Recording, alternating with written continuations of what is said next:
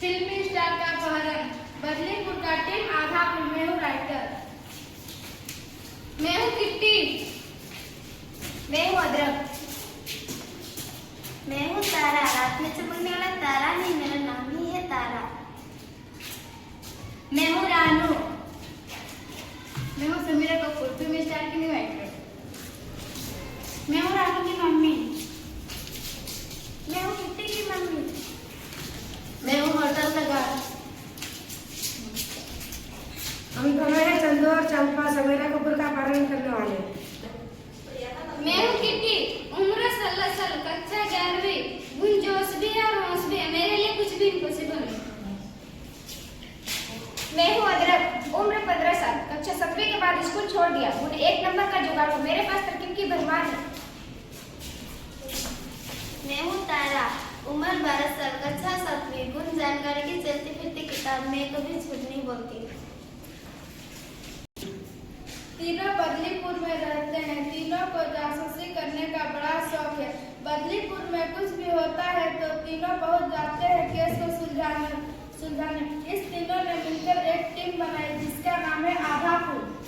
कितनी सुंदर लगती है समीरा कपूर, काश मैं उसकी जैसे दिख पाती।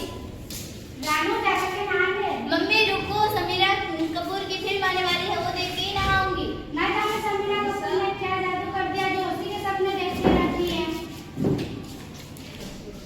एक दिन किट्टी रानू के घर आई तो रानू मेकअप कर रही थी।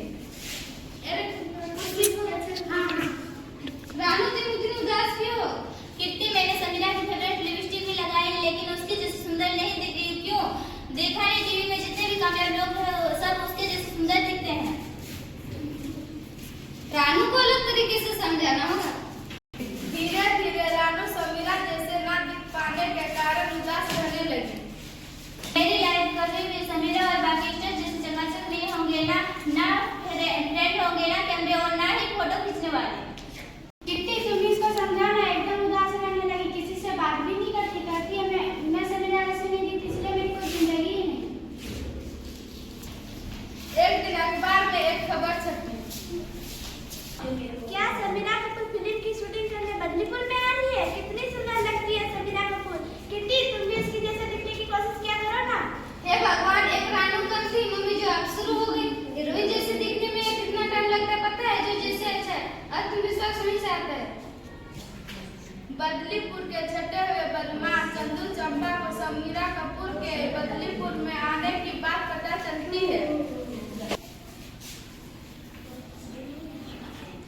चंपा, समीरा का अपहरण कर लेते हैं।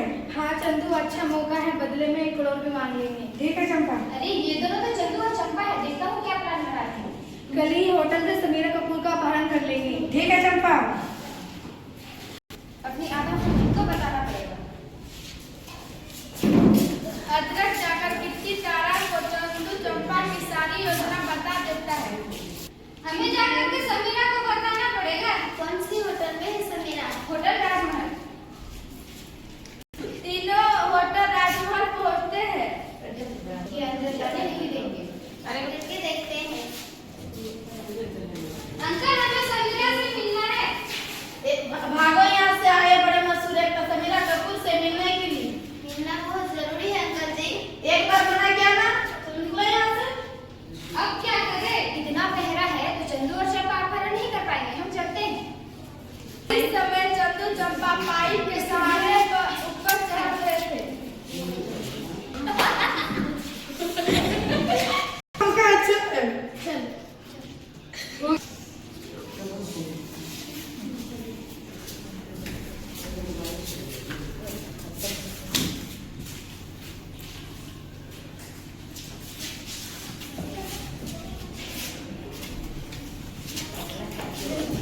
अरे ये दोनों तो चंदू और चंपा है। हाँ, उनके पास वो क्या है? लगता है उन्होंने समीरा कपूर का अपहरण कर लिया। चंपा जल्दी चल, कोई देख लेगा।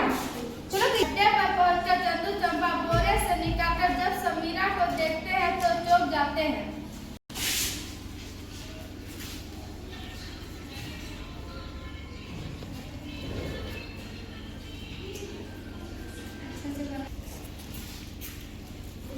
ये तो ये समीरा कपूर नहीं है, जिसे हम टीवी में विज्ञापनों में देखते हैं। हम किसी और को डराए क्या? मेरे पास एक तरकीब है। पुलिस ने तुम्हें चारों ओर से घेर लिया है। चंपा पुलिस आगे चल भागते हैं। आधापुर किट्टी अड्डे पर पहुंचती है। अगर तेरी तो कितना कर दी हुआ क्या पुलिस की आंख निकाली। चलो अंदर चलते हैं। तीनों ने मिलकर समीरा को आजाद कराया। हाथ खोलते हुए किट्टी ने समीरा को देखा तो बोल पड़ी, आप तो समीरा नहीं है। हाँ, वैसे नहीं लग रही जैसे फिल्म में दिखती है। मैं समीरा ही हूँ। पर वैसी तो नहीं दिखती जैसे टीवी और विज्ञापनों में दिखती हो। मेरी टीम और मेकअप वगैरह में साधारण ही दिखती हूँ। जो हम टीवी और विज्ञापनों में दिखते हैं असल है तो मुझे इस पे विश्वास नहीं करना चाहिए। चलो। किट्टी ने समीरा को रानू के बारे में सब कुछ बता दिया। आपको हमारी मदद करनी होगी, हमारी एक दोस्त है रानू। मैं मदद के लिए तैयार हूँ। चारों रानू के घर आते हैं। रानू देख, तुमसे मिलने कौन आया? कौन है? मैं समीरा कपूर। झूठ, वो तो कितने सुंदर दिखते हैं, आप तो मेरे जैसे ही लग रहे हो। मैं समीरा ही हूँ और मैं मेकअप के बिना ऐसे ही दिखती हूँ। जब हम टीवी और विज्ञापनों के लिए तस्वीरें खींची जाती है तब मेकअप करने के लिए पूरी टीम काम करती है। सबसे पहले तो हमारा मेकअप होता है, हमारे बाल बनाए जाते हैं, हम अच्छे कपड़े पहनाते हैं, उसके बाद हमारी फोटो खींची जाती है, उस फोटो में बदलाव लाया जाता है ताकि हम और सुंदर दिखे। जैसे कि हमें गोरा किया जाता है, लंबा किया जाता है, हमारे चेहरे के दाग घर पे मिटाए जाते हैं। क्या आप सच कह रहे हैं? जो जिस तरह मैं विज्ञापन और टीवी में दिखती हूँ उससे इसलिए है ताकि लोग अपने उसको लेकर बुरा महसूस करें। उससे ये होता है कि जो मैं विज्ञापनों में बेचने की कोशिश करती वो लोग वो सारी चीजें खरीद लेंगे, लेकिन जब वो सामान काम नहीं आता, खराब होता है तो मुझे और बुरा महसूस होता है। इसलिए मुझे से इतनी तुलना तो करनी ही चाहिए तुम्हें। अरे यार, तुमको नहीं पता वो टीवी फिल्मी वाले को पाने के लिए क्या क्या नहीं करना पड़ता है। घंटों भर आने के सामने मेकअप कराना पड़ता है, वो भी महंगा वाला। मेकअप हुआ तो हेयर स्टाइल आ जाता है, वो बाल बनाता है तो एकदम पक जाती हूँ बैठे बैठे, तब जाके इस लुक्स में आती हूँ जिसको तुम लाइक करते हो। इसलिए मुझसे अपनी तुलना तो करो ही मत। और ये है कि ये आप जैसे दिखने के लिए परेशान हो रही है। हाँ, घर से बाहर भी नहीं निकलते सोच कर कि आपके जैसा नहीं दिखेंगे। जब खूबसूरती टीवी और विज्ञापनों में दिखता है सब बनावटी होती है। इसलिए मुझसे अपनी तुलना तो करो ही मत, ना ही मुझे दिखने की कोशिश करो। मैं समझ गई, क्या मैं आपको गले लगा सकती हूँ? आप मुझे सबसे ज्यादा पसंद है। अगले दिन सब रेलवे स्टेशन आते हैं समीरा को टाटा करने। तुम लोग मुंबई आना, मैं हमेशा तुम्हें याद रखूंगी रानू। अगर तुम्हें मेकअप चाहिए तो मैं अपनी टीम के साथ मेकअप करवा दूंगी। बोलो ना ना, मैं जैसे दिखती हूँ उसी में खुश हूँ। जितना टाइम मेकअप में लगेगा उतने में तो मैं अपने दोस्तों के साथ मजे कर लूंगी। आप भी रहना हमसे मिलना, जैसे दिखोगे तो भी हम उतना ही प्यार करेंगे आपसे। Bye bye. इस कहानी से आप क्या सीखे? इस कहानी से हमने यह सीखा कि जो टीवी और विज्ञापनों में दिखाया जाता है वो सच नहीं झूठ होते हैं और उसे नहीं पाया जा सकता है।